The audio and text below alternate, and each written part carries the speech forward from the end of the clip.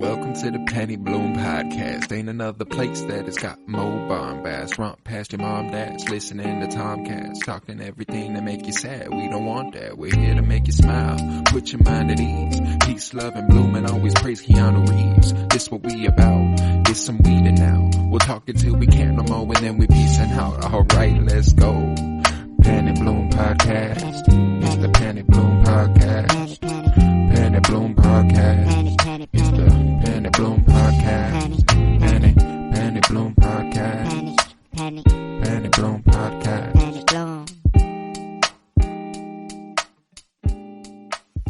Hello, everybody, and welcome to the Penny Bloom Podcast. It is I, Colton Robertson, and today we are talking The Mandalorian. As always, I am joined by the wonderful Joseph George. What's up, buddy? What's up? I got Miles Buttress. How you doing, bud? Good, how are you? I am swell. And below me on the screen that you all cannot see, but I can, I have Kyler Barnett. How are you, my friend? I'm great. I'm glad to hear it. I am so glad to hear it. So, we're talking Season 1, Chapter 6, The Prison. The Prisoner. My fault. I apologize. I'm so sorry. Thank you. The Prisoner. So how do you guys feel about this episode overall? Let's go with Kyler. I really like this episode. I mean, it's just, I think the film making behind this one is just incredible. Like the cinematography, I meant to say. Yeah. Just the camera work and the shots you get in this one, it just gives me chills. I'm a real nerd for that stuff. So like the technical aspects of this one was just like, it sent it over the top for me. I loved it so much. How about you, Miles? How you feel about this episode? I really enjoyed it. I really like the continuation of just that every single episode is it's pretty much its own contained little story with some continuation, but it's like, oh, here are all these people that you've never seen before and you'll never see again. But here they are. Here's this cool little, interaction with them.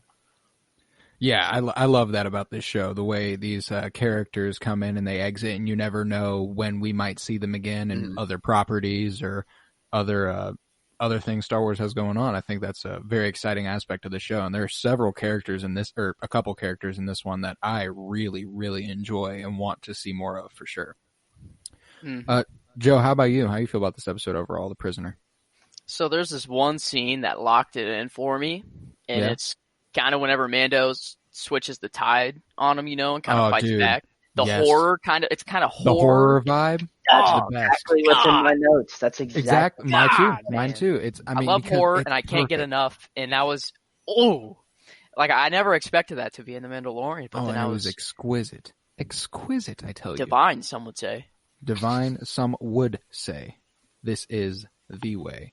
Let's talk Season 1, Chapter 6, The Prisoner, written by Christopher Yost, directed by Rick Famuyiwa. And what a fucking great episode. We open on the Razor Crest landing in a hangar that belongs to one Ranzar Malk. Mando slowly emerges from the ship to find Ran, that they eventually, refer to him as Ran. His whole name's Ranzar Malk, though, which I thought was interesting.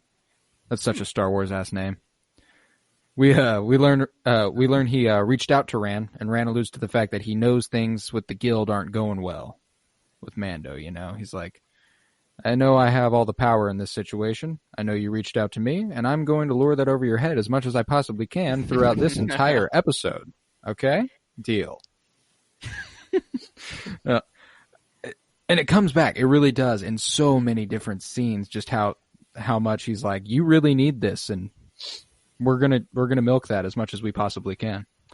And Rand gives him the rundown for the job, says he needs 5 people and only has 4, plus he needed the Razor Crest, and Mando's not happy about it, So the first thing I have in my notes, I just said, not the Razor Crest. I was like, you can't take it. Like, and I just don't trust fishy it. Immediately. Like, you asked for the Razor Crest, and I don't trust you. Yeah, exactly. It immediately sets your sensors off. It's like, I don't know about that one. Like, and just the way he talked to Mando, like setting up the whole thing, like, oh, here's these people, and just like the good old days. Like, I don't know. It's just, dude was hella sus to me. Yeah, And there are several lines throughout this that I took down that like it's just like this is so fishy the entire time. Mm-hmm. Yeah, he immediately was just very sketchy to me. I was just like, I don't like it. Yeah, and like right here, regarding the Razor Crest, he tells Mando it's the only reason he let him back in the crew for this job. He's like, it's the only reason we're talking right here. And he lures it over him right here. He says, what's that look? Is that gratitude? And I was like, oh, this guy's a fucking asshole, yeah, huh? He's so smarmy, like used car salesman type shit. Like just, God. You guys seen Batman Begins? Yeah. He plays the guy that Batman like hangs upside down in that alley. I see it. And he's like, that's all I know, man. I swear to God. And Batman's like, swear to me. Swear to me. Yeah. Yeah, that's this guy. That's the guy playing Rand. It's the interconnection with Space Batman. That's all it is. Oh, and there are so many parts of this episode that are Batman-esque. It's perfect. Mm-hmm. But they make their way over to Mayfeld, played by Bill Burr, which just excellent that Bill Burr got into Star Wars somehow. Yeah, I love Boston accent. That's exactly what I said. Bill Burr's Boston ass accent, like in Boston in space. Boston in space, baby. They were so proud of that moment. I know it. I saw Bill Burr and I'm like, wait, is this really an episode of The Mandalorian, or is this like what? He did great. Oh yeah. Yeah, no, I'm talking about initially. Yeah. Oh yeah. I was right there with you initially, but like overall in this episode, I think he fits very well as a one of those scoundrel ass dudes, you know? Mm-hmm. Yeah. I mean, I wouldn't want to mess with him and his 3 guns. Yo, that gun on his back, so pimp. So don't know how he controls it, but I don't either. But who gives a fuck, man? It knows what it's doing. They give Mayfeld some background how Mando used to be on the crew, and having a Mandalorian on the crew used to bring them a certain reputation, you know. Mm-hmm. And Mayfeld's like, "Oh, big guy, what'd he get out of it?" And Rand laughs it off. He's like, "You remember what you said, Mando?" He said, "Target practice." And Bill Burr looked at him like, "Oh, look at this big fucking guy. He must be such a badass." And I was like, "Oh my God, Bill Burr is such a bitch in this." He's kind of just playing himself, kind of. I mean, he's playing a skeptical ass Boston dude. Yeah, it's just what he's doing, and it's working for him. Not gonna lie, it fits really well.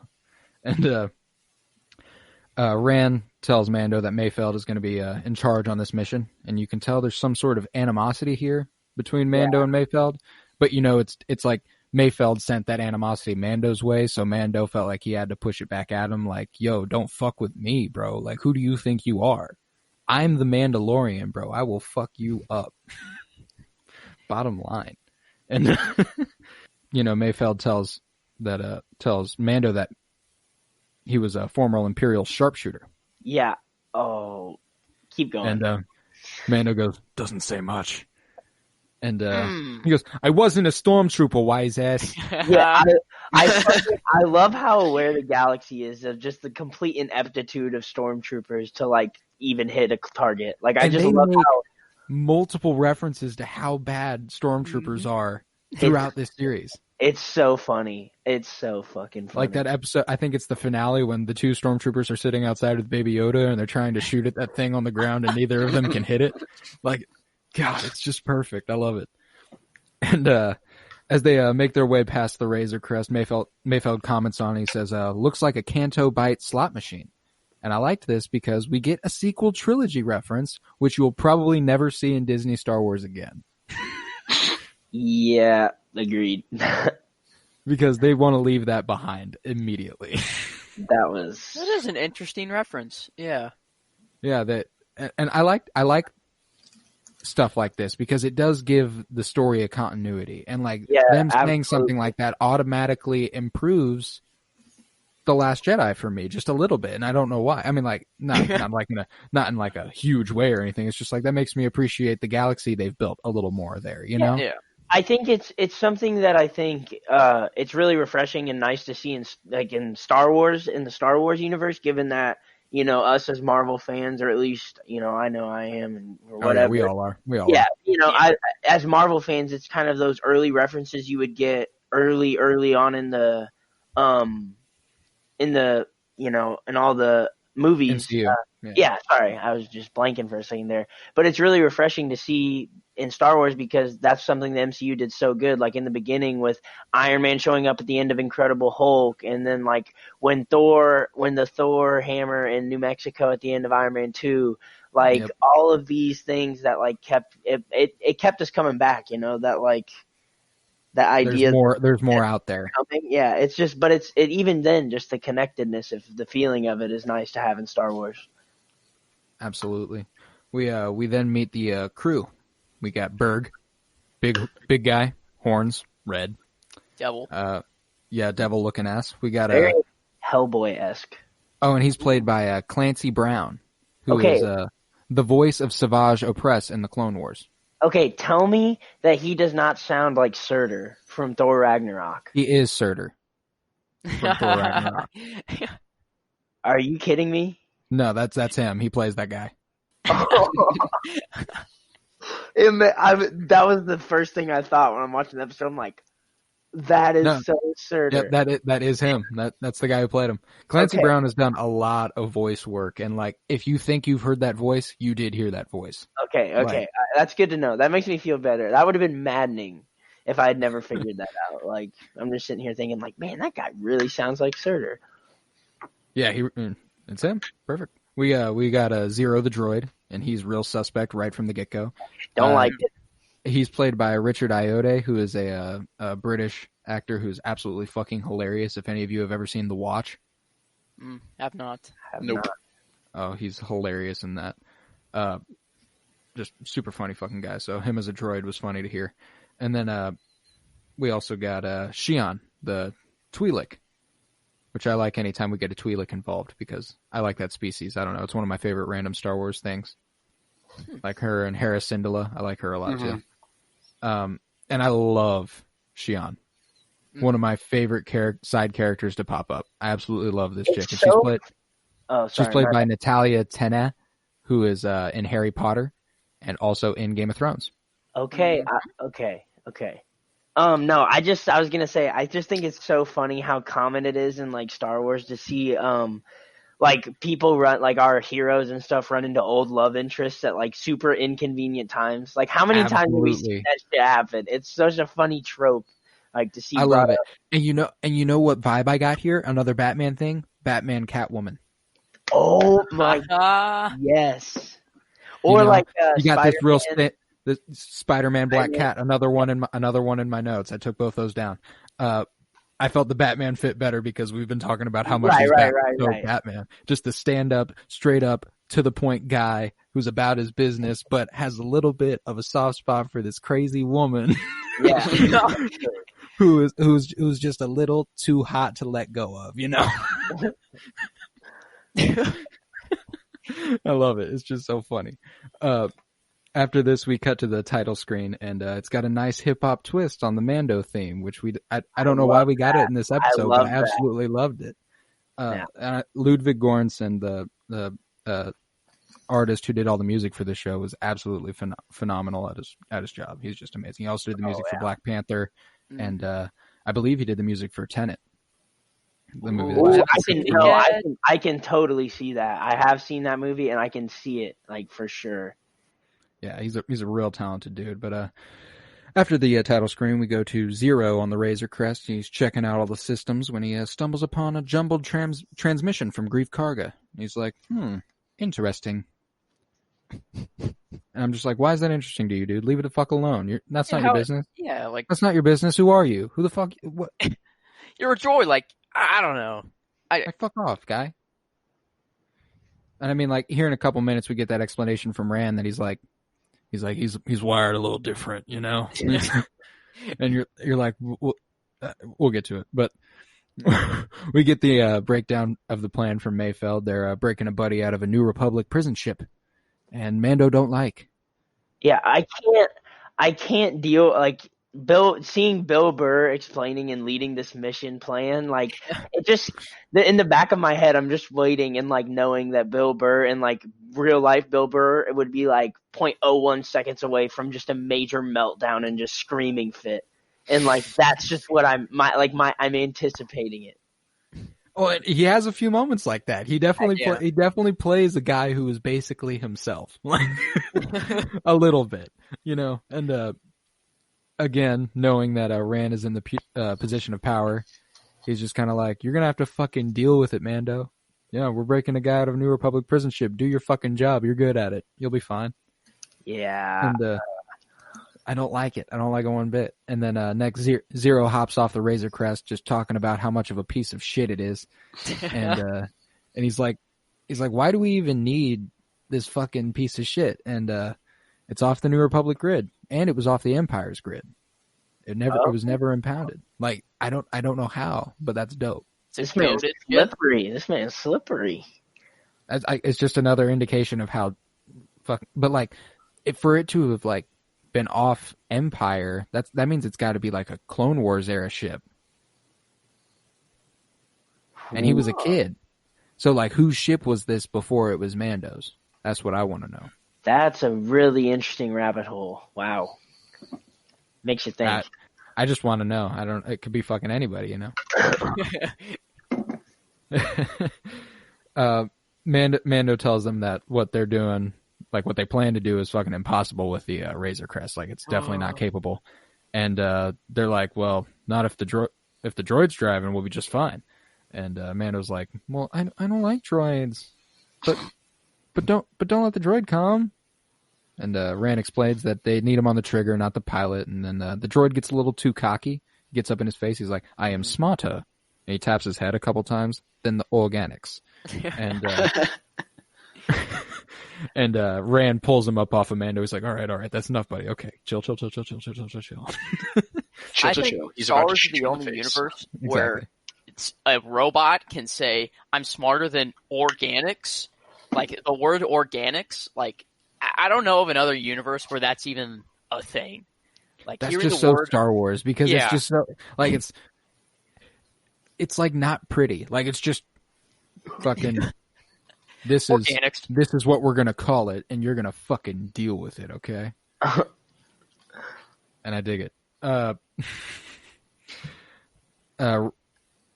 Mando asks Rand how he trusts Zero. And Rand says, the one thing that people you should never trust say, I don't trust anybody. Every villain in a show who has ever said, I don't trust anybody, ended up being the villain. Yep. Just how it goes. It's basic storytelling, Mando. Pick it up. Pick it up, buddy. Like the fourth wall. You should know this by now. Obviously. They hop on the Razor Crest and they head on their way, and Berg opens up Mando's weapons cache and wants to be all touchy just because he's big and he thinks he can. We've all met this fucking guy. Oh, yeah. We've all met this fucking guy. The big ass guy who's just like, you're not going to stop me from doing this shit, so deal with the fact that I'm doing this shit. Yeah. And I fucking love that Mando was like, nah, buddy, back the fuck up. And he really bitched him for a second, but I wish I had that power. I love that, like, every member of the team just keeps being like, yeah, fuck you, Mando. And it's just really setting it up for whenever it inevitably happens, that he's just going to fuck every single one of them.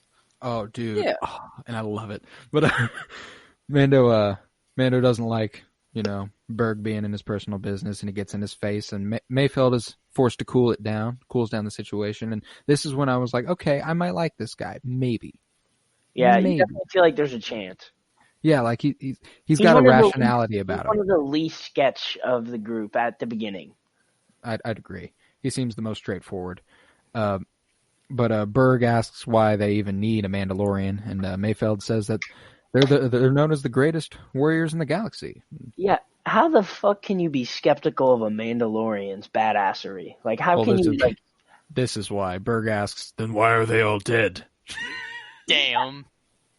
And Man. Everybody has a good laugh. Everybody on the ship is like, ha, that was fucking funny. Deal with it, Mando. Yeah. Man, that was so harsh, man. Like, God. Oh, he is a Mandalorian. Like imagine there's like a genocide, and then you're like, why are they all dead? Like, in the presence of somebody that. Oh man. Like, you're not a good person. No, definitely not. I don't think this devil ass motherfucker is trying to be a good person by any means. But like, But like, I'm not gonna like you, bro.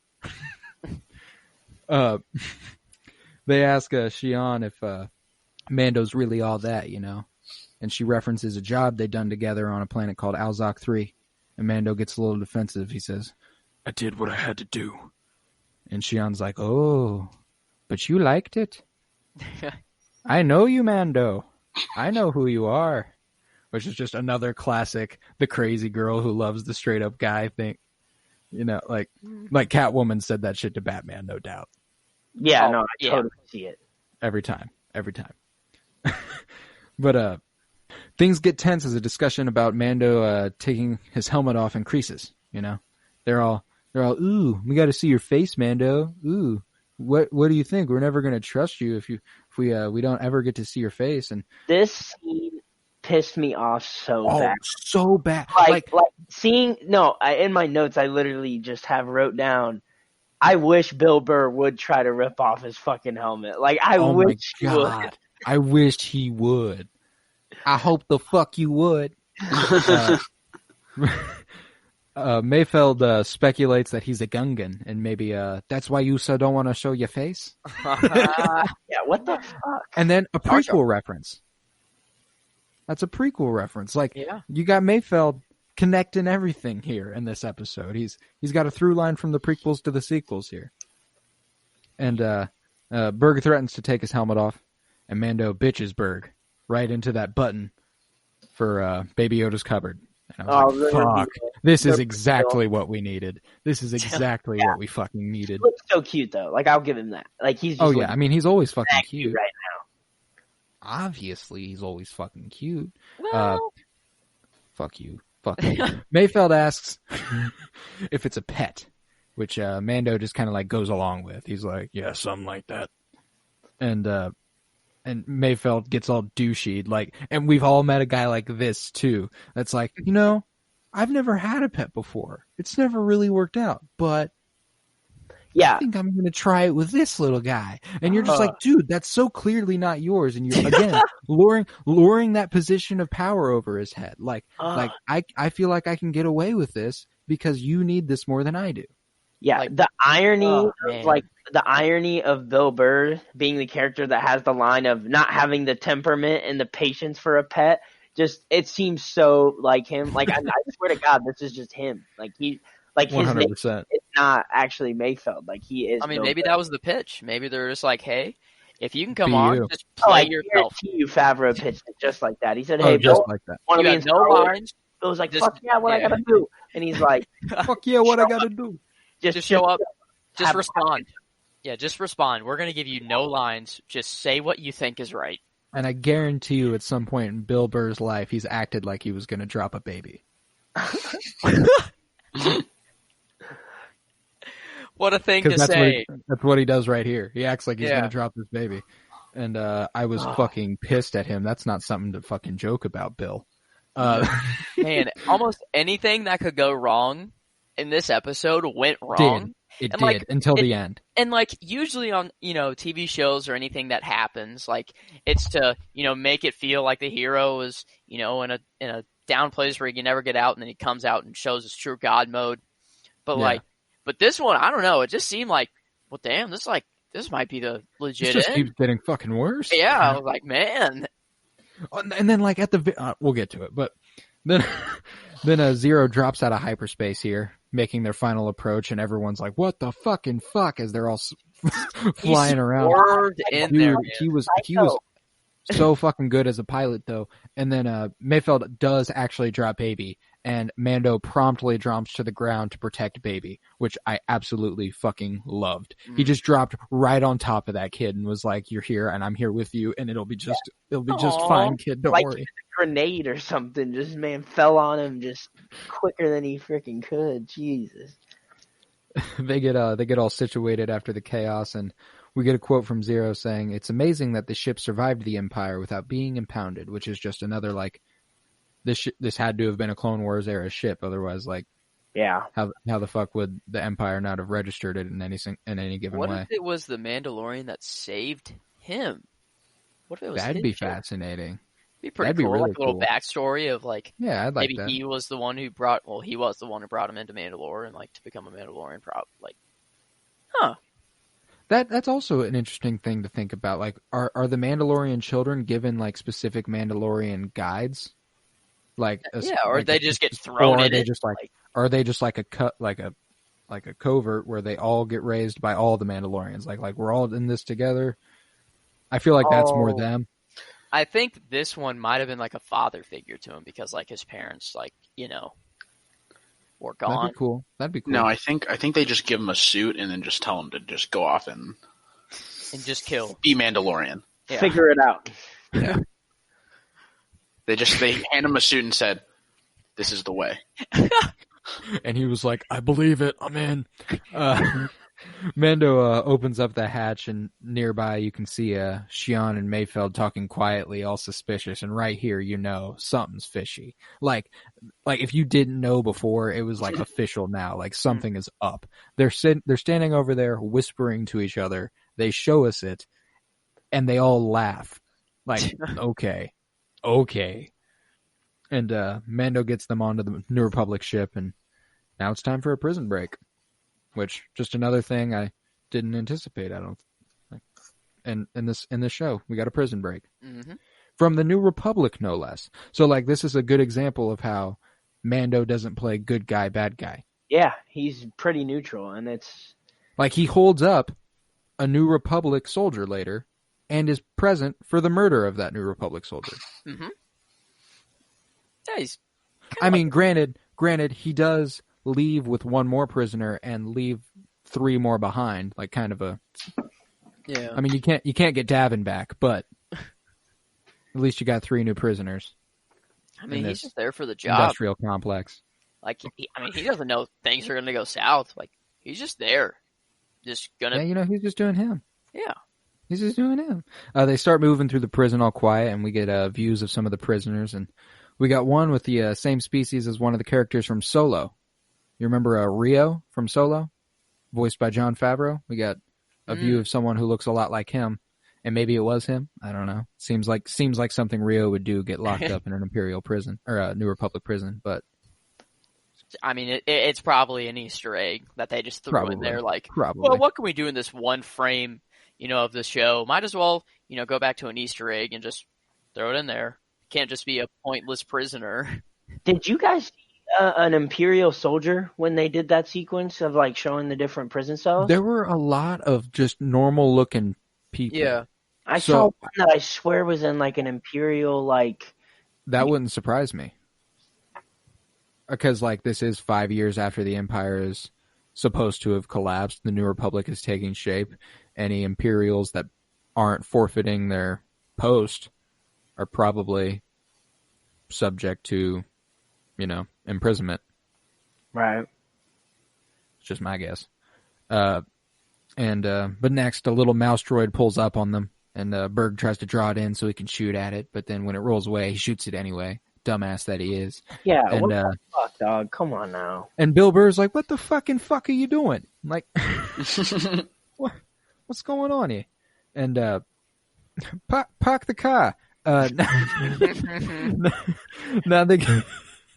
Now they get pinned down by some guard droids, and Mayfeld and Shion are talking about how they're pinned down. And Mayfeld's like, Mando, you're supposed to be something special. Fucking do something. And he looks around, and Mando's fucking gone. And he's like, I knew it. I knew this guy was a bitch. And then you just see him emerge from behind. Oh man. Bro, and then he just slides in like a smooth motherfucker and cuts this dude's leg off and just bitches these droids. I mean, he gets a little bit, don't get me wrong, but he does ultimately bitch these droids. The freaking kill shot on the last droid, that angle where it's just a hole. I have that note. That the shot of the blast going through the last droid's head is legendary. Word for word, my note. Freaking awesome. And then when they walk through, and then the camera shoots through the hole as they walk in the background. Oh, amazing.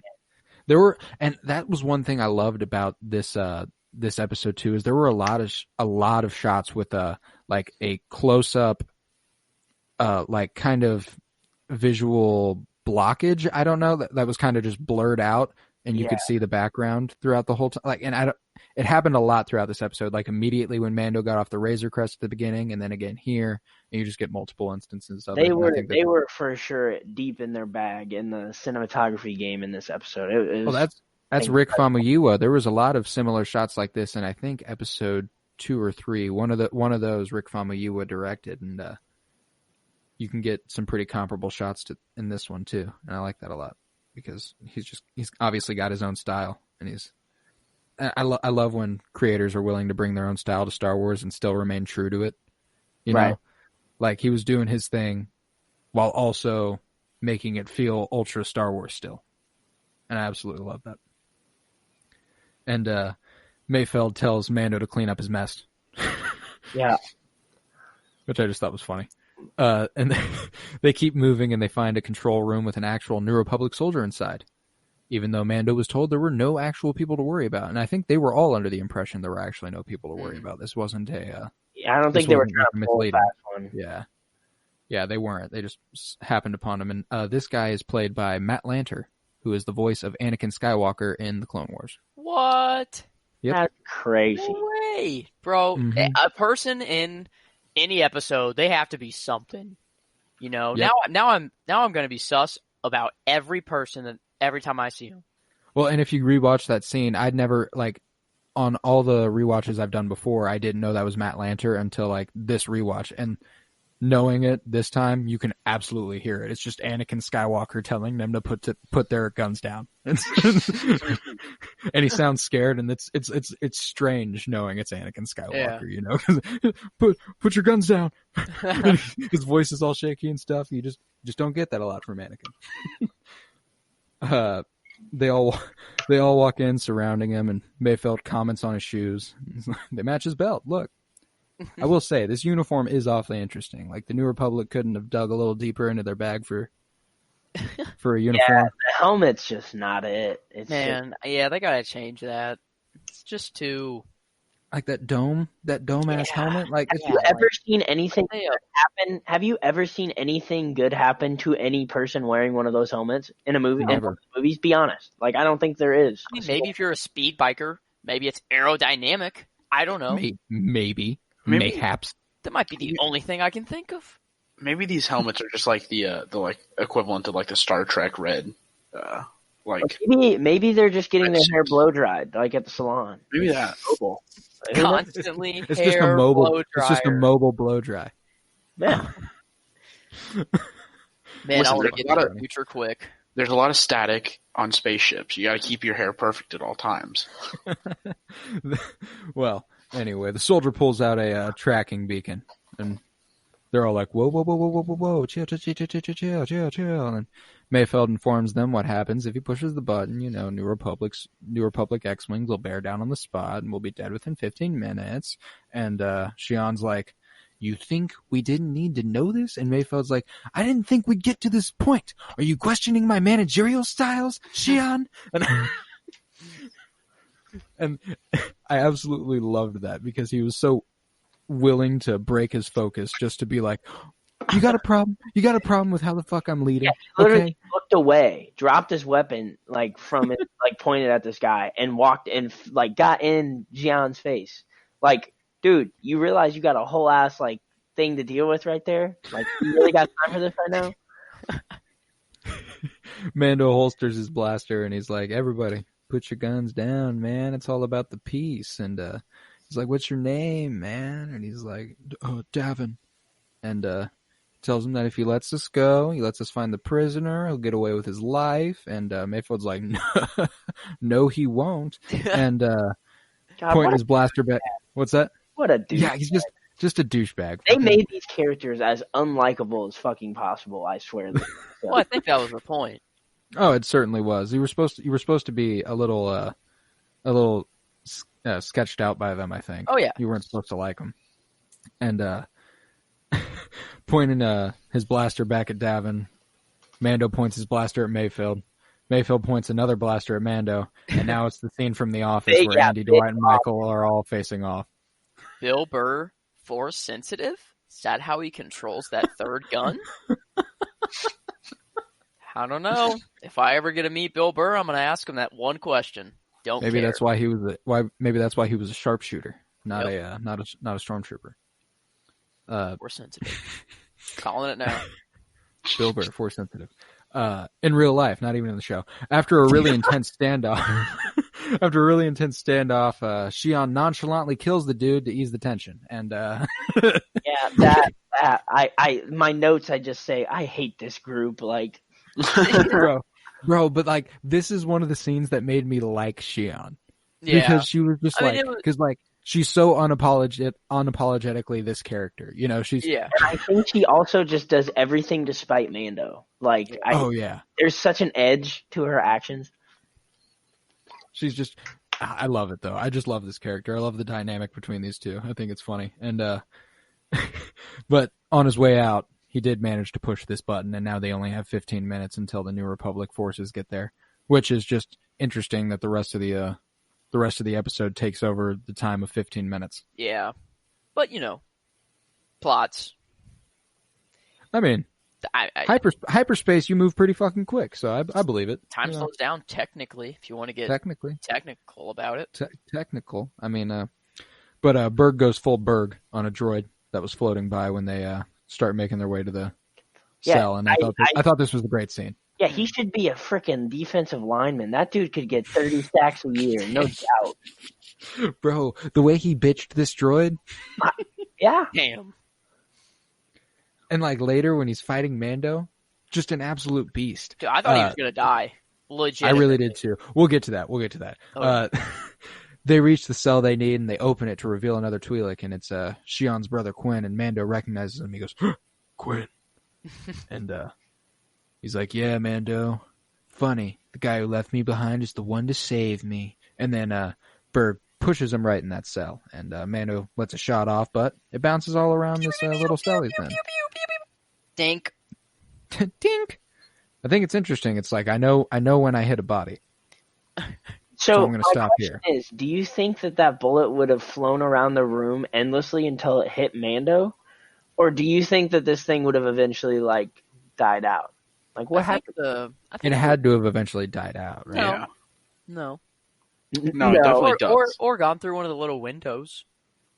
Potentially. Create a vacuum. I think that room is pretty frictionless. I think it would have lasted forever if there were no windows. That's a relatively fair point. There might not be much inertia in that bitch. Back on the ship, Zero's trying to clear up the transmission from Karga, and again, I'm just like, what the fuck? Why is this your business? Yeah. Why do you keep doing this? Why are you like this? I don't get it. Then we quickly cut back. I like that every cut to Zero is like, we're going to show you 15 seconds of what Zero's doing, and then we're going to go back to this for a while. Yeah, man. Because like ultimately, there's 6 minutes of footage with Zero in this, and it's a 42-minute episode. Dang. He really didn't get the time he deserved. I don't think so. I think he's a fun droid character. Next, we see a security droid walking by, and Mando grapples it to a cell. The droid reaches his blaster in, and Mando just takes his whole fucking arm, then shoots the droid through his head, and he uses the arm as a key to get out. Awesome. I was like, this guy is a fucking genius. I mean, he's lucky he had that grappler, because I don't know what he would have done otherwise. That's true. He probably would have just stayed locked up for a while. I mean, you think he would have been like, hey, droid, come here. And they'd have been like, no, that is not protocol. Oh, please. So do you think what do you think? I need a hug. Do you think he's got one of those buttons that just retracts the grappler when it's out, when he's done with it? Or do you I have to think so. Or are we talking VCR style? This man's got to rewind it every time, by hand cranked? What if it's? I think for comedy's sake, I think he has to manually just push it back into the thing. Oh boy. It's like when you get when a drawstring. Yes, I think it's like that. It's too far and it gets too far out and you can't see it anymore, so you have to slowly push it up so it gets out of the hole again. Yeah, I think that's how it works. That's what it's like. But Zero informs them of Mando's escape here, and they're like, "No, son of a bitch!" And then the the power goes out and these red floodlights come Oh on. And it's man. okay, the doors shut one by one, just Also kind of gave off some, it also kind of gave off some Rogue One, the Vader scene, those red lights. yes. That's Yes. kind of the vibes, and the way Mando just creeps back there is just so like, oh man. And I love the drama that Mando intended with this too. Oh, one by one, pick them off. One, let them. oh, and they also they all know something's happening. Like they can feel it. Like that, absolutely. that tenseness when they split up. Like the idea to turn on these red floodlights and then to shut these doors one by one just to scare the shit out of these guys. Just funnel. Just to be like, oh, guess what? I'm gonna kill back. Yeah, so I love how in the episode they act like this dude's a freaking letdown, and like he's not shit, and then he escapes, and immediately they're like, oh fuck, oh fuck, oh fuck, oh fuck, oh fuck, oh shit, oh shit. I'd be scared. They were the entire time. It goes back to what I was saying at the beginning. They think they're in the position of power. Yeah. Mando needs this. They're confident he's not going to be able to escape this prison. He gets out of the prison, and they're like, oh, son of a bitch. Now we've just given him ammunition. Right. I really think that's what it is they're in the position of power, so they're like, haha, fuck you, you little bitch. And then as soon as they're no longer in the position of power, they're like, oh fuck, we've fucked up. Fuck. Get off the ship, fuck. But they all start making a run for it, and they're eventually split up by one of the doors, and Zero says out loud, as though he's talking to the team, your comms no longer work. Which means you can no longer hear me. And I'm like, I get you're a droid, so you have to like kind of think out loud sometimes. But like, what a funny thing to say. You got to be a little smarter than that, man. You're a droid. And then we hear a little coo, and Zero sees baby. Oh. Curious. And I was like, fuck. What's Zero going to do to this baby? And Zero follows the baby with a blaster to the rear of the ship. And I was like, no. It's like deep down, no. You know it's not going to happen, but like the thought of it. Exactly. And like, but they made it feel like it really could happen because Mando is not there. He is not there to protect our little baby, you know? That baby gonna get got. But, you know, he survives a while on his own. I was impressed by this immensely. And next we see Quinn tell Mayfield, he's like, you're going to get me off this ship. And then he's like, well, what about your sister? And he's like, what about her? And I'm like, God damn, man. Yeah. He goes, nice family.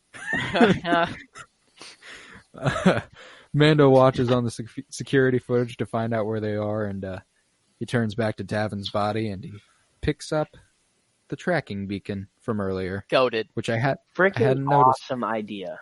Brilliant idea. When this happened, I just kind of knew what was going to go on. Like, I didn't know exactly how it was going to play out, but I knew he was going to use that. Yeah, they were going to get got for sure. We then see all of them in separate parts of the ship, bathed in the red light, and so it's just so suspenseful. And this is being paralleled by Zero's little search for Baby Yoda. So you just feel all of the, what's about to happen? What's about to happen? Yeah. And obviously that the feeling the tension they're creating with Mando's storyline moves over into Baby Yoda's because you just feel the tension there. But you know it's not going to happen. But again, it's just the idea. It's just the idea. When Berg reaches the security room, Mando fires his grapplers from the vent, and he tries to pull Berg up by his throat. And I'm not going to lie, this was a terrible idea. Yeah, no, this was one of Mando's worst ideas. Why on earth would you think that you could, when you have to overpower someone with an object that you are connected to, why on earth would you ever think, yeah, I'm gonna fuck with his shit? Like, why? Easily the worst idea Mando has in no, just a complete lack of oversight. Dang. You really went in on him, man. That's just peak can't happen. Like, that just can't happen. And what's so, like, it's because we know he's better than that. You know? We know he's smarter than that. He's made better decisions every single episode. Every single decision he makes seems to be better than that one. That was definitely his worst decision by far. Just poor. This whole scene looked bad for Mando, dude. It did. Oh, like it looked like, and Mando just that fires that flamethrower right in this dude's face, and Berg's like, "Nah, bitch, not me. I'm laughed. built different, bro. I'm built different." This dude laughed. I thought he was just gonna stand there and then drop. Like his face. He's just dead. Yeah. Then dude, this was like one of the most unexpected things, even though it kind of makes sense. In my head, as soon as I saw it happen, I thought, oh yeah, that makes complete sense that he's immune to that. Like, just looking at him, like, it makes total sense. Well, it's the devil thing. He looks like a devil. And, he fired that flamethrower in his face, and, he was like, "No, sir, not me." And ultimately, Mando succeeds in his endeavor. He pushes him into the door, and the door shuts on him, and I'm like, oh, thank God, finally that's over. And then, oh, no, psych, this man is lifting up the door. And I'm like, fuck, is this really going to keep going? And then, emergency door to the rescue. What? Man. Hey, I really thought he smashed this dude's head. 100% thought this was a kill shot. Like, out in my mind. The twist was like, what? Yeah, I thought that was door death number 2. Yeah. He already had one at the beginning. Yeah, episode 1, first kill. I'm like, well, this isn't unheard of from him. So I'm like, it was surprising for sure, but like, when you got to think about it, it's like, well, he kind of does this sort of thing. Also, I'm not sure if you guys have seen it, but just like thinking about like all this, like the fact that he's like flame proof and how strong he is and all that stuff. The Berg just really reminds me of Hellboy. Oh yeah, you guys have seen those. So he's so Hellboy. Yeah, especially at the end. He's just a fucking tank. He just is immune to fire, and he just fucks shit up. It's true. Yeah, he's just. I like this character too. I would like to see this guy. I would like to see this whole little group show up again somehow, and I think it'd be some best sort of Star Wars and media. like an Easter egg, like maybe in season 2, like. I don't know how it would happen, but just like, I don't know, maybe that prisoner ship just keeps like flies by him or something. I don't know. I'd be fine with the flashback, them showing what happened on whatever planet it was that he enjoyed, whatever that thing he did. Yeah. Like there's something there. Like they obviously have a backstory for Shion and Mando. That's true. And what happened? Yeah. There. Do you think they really just put that there for just that episode, or do you think they're planning on doing more? I think they put it here to imply that Mando has changed. Yeah, like he's not the dude that Shion knows, Like okay. And like it's supposed to be apparent to us that Baby Yoda has kind of softened him up a little bit, and she even comments on that multiple times throughout this episode, how his code has. Mm-hmm. Has your code softened you up, Mando? When she learns he has a pet, Yeah. So that's why I think that's there. I don't know that we'll actually ever get any sort of further explanation on what he enjoyed on Al-Lok 3 or whatever, but I'd like to, no doubt. We cut back to the Razor Crest, and Zero's still on the search for Baby, but Baby's just too smooth for that. He just keeps dodging this man every which way. Just whoop, whoop. He do be cold. He do be cold. He do be cold.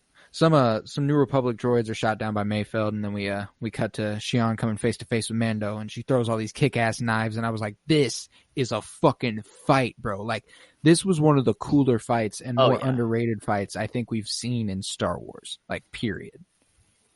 Kyler, we can't hear you at all.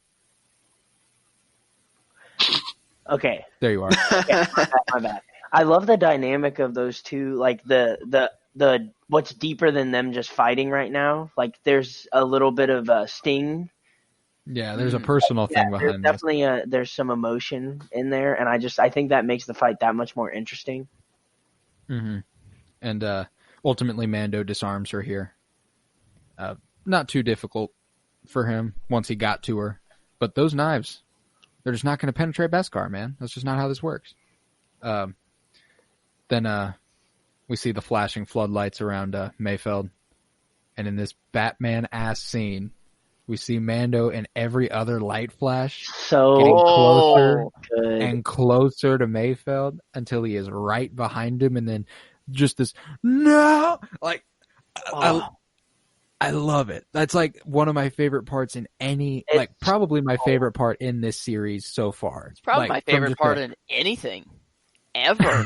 Might be my favorite scene, period. I legitimately got chills during that. Like, the strobe light, like, it was obviously going to happen. And I don't know how he hid between some strobes. I mean, he was zooming, I guess.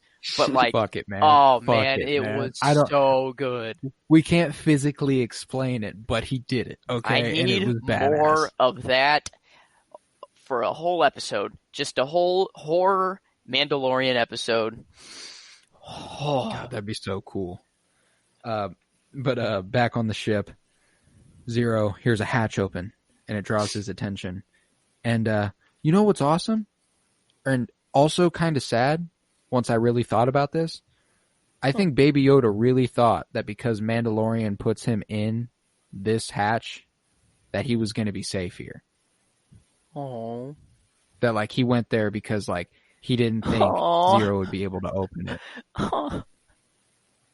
I like to think, in my head canon, that's what happened. He was like, you know what? I'm going to get in here because I know Mando would never put me in a place where I could be harmed like that. Man, it's like 60%, 40% now, man. What you don't know is that's actually the oven.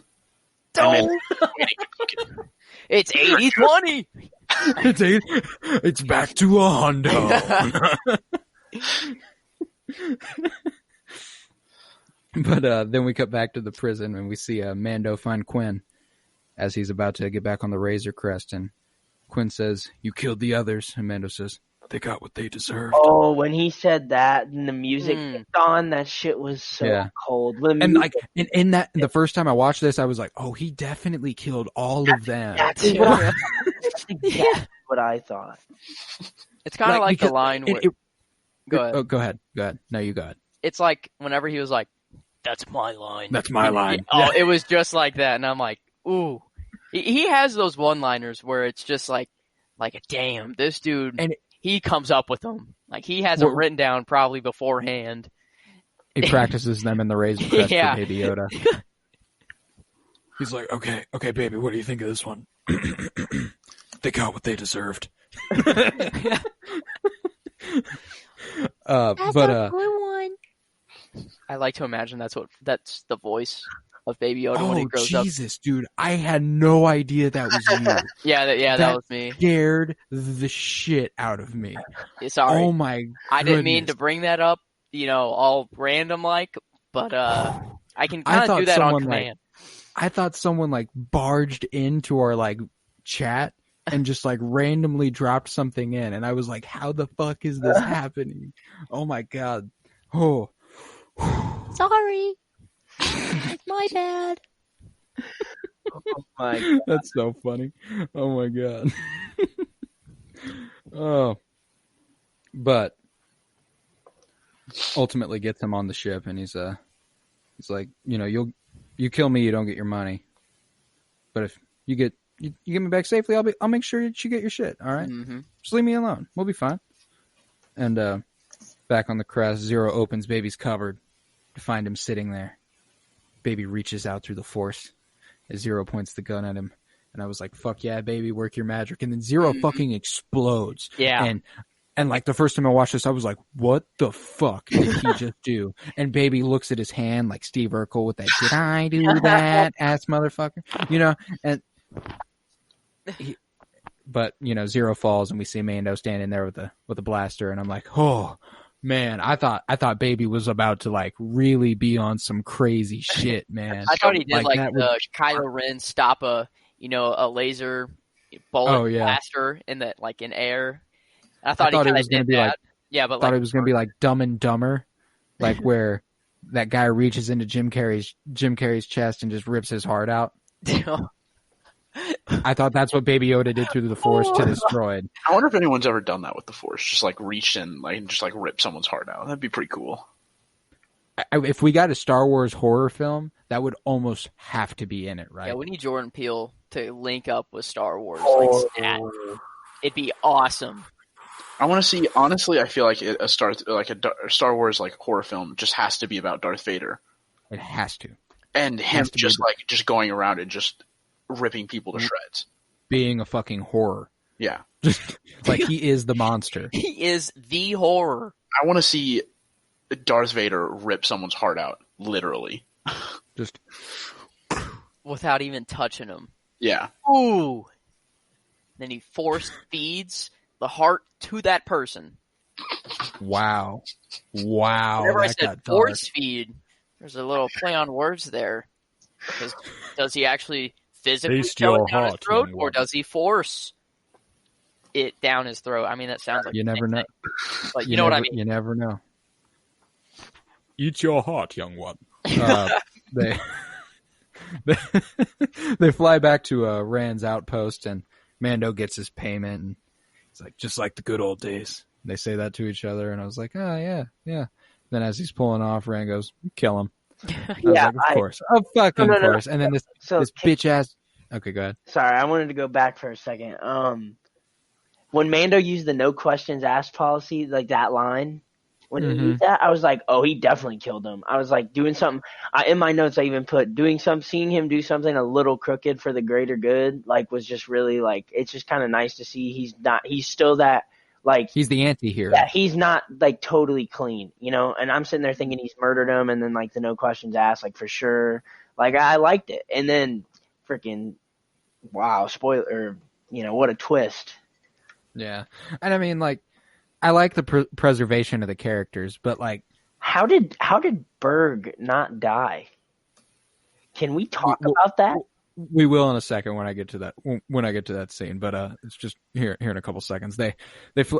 After they he says kill him, and but Quinn hears a beeping, and it's the tracking beacon. He goes, "What's this?" And Rand immediately is like, "Oh fuck!" And then three X-wings come out of hyperspace, and in these three X-wings we see Dave Filoni, we see Rick Famuyiwa, and we see Deborah Cho, all directors of Mandalorian. I did notice that one. I did too. You didn't get me there. I did notice that one. I'm glad. Yes. I'm glad. Yes. But they talk about that in the making of the Mandalorian documentary, and it's funny when you watch this episode again. It's like Dave Filoni's scenes seem so much more forced. Oh yeah. Yeah, he's looks like they've got a star. They're deploying a fighter. Like, nah, fuck. But like, why didn't they shoot at the Razor Crest? Why didn't they think the Razor Crest was like part of the problem too? Like it was obviously they were just in there. Like they just like jumped right between them, and he was like, "All right, guys, bye." I guess we're directing it, so we know what's going on.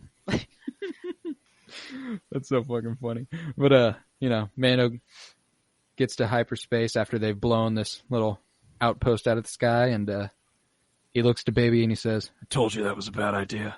I was like, oh, I love it. And then he grabs the little ball and he hands it to Baby. So I love this. He seems so exhausted by the end of this video, or the end of this episode. Like he's just so. Oh, he really does. And then seeing him look at the ball and like immediately screw it off and give it to Yoda for like just a little sliver of happiness for him. It's like, okay, rip my heart. It makes me so happy, dude. Like he was through all this shit.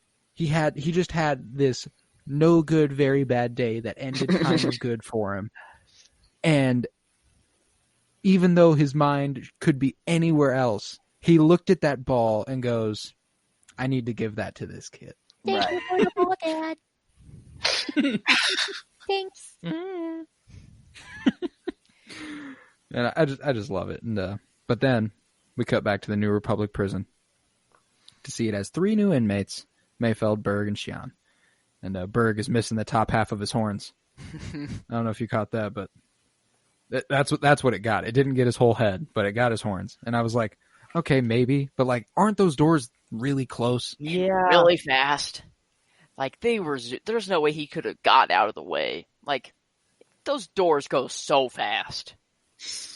And like, it wouldn't even have been like a cut his head off sort of thing. It would have been like your head gets fucking sandwiched.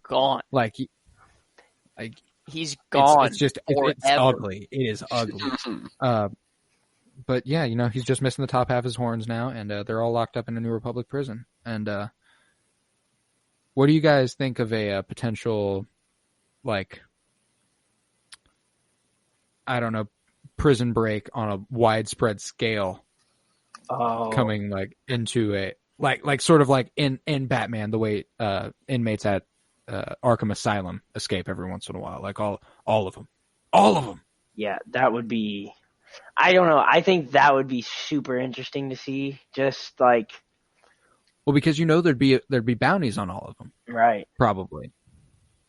So then that's immediately how you tie that to something going on in this show. But I mean, probably not ever going to happen. It's like, would the just droids, an idea. kind of be a little weirded out that there's 3 people in a single cell? Like, Eventually, someone's going to stumble upon the cell and be like, What the fuck's going on here? this does This not is a- compute. does not compute. But like, and then what do you do? Like, what happens here? Like, do the New Republic, like, officers just be like, okay, you're free to go? I imagine they're going to keep Shion because she killed one of the soldiers.